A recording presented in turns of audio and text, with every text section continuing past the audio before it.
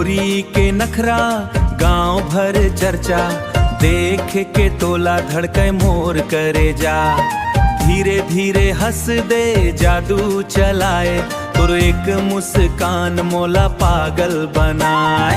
गोरी के नखरा गांव भर चर्चा, देख के तोला धड़के मोर करे जा। तोर चाल देख के थम जाथे रद्दा, तुर माया खोगे हवा ओ मोर सजना।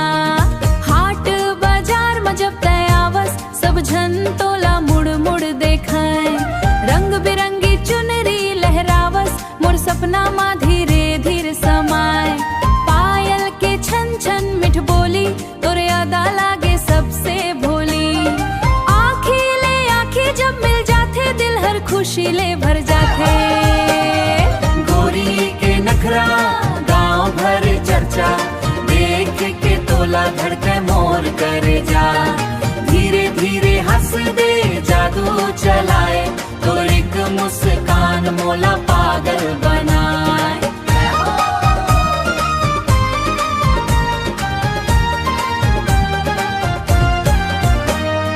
बरखा के पानी ठंडी बयार, तोर संग घूमे मन हर बार। मेला नाचा तीजा के रंग, तोर संग हंस थे मोर हर अंग। चंदा कस चेहरा सूरज कस, बिना लागे जिंदगी फीकी झलक। संग तोर रहीबो हर हर, तोर माया मा बस गे मोर सहर। गोरी के नखरा गांव भर चर्चा, देख के तोला धड़के मोर करे जा। धीरे धीरे हंस दे जादू चलाए, तो एक मुस्कान मोला पागल बनाए।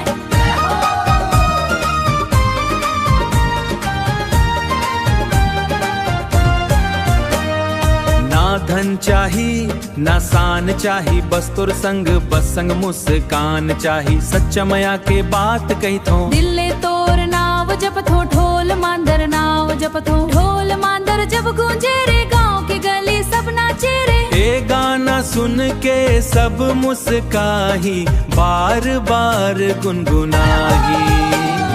गोरी के नखरा गांव भर चर्चा, देख के तोला धड़के मोर करे जा।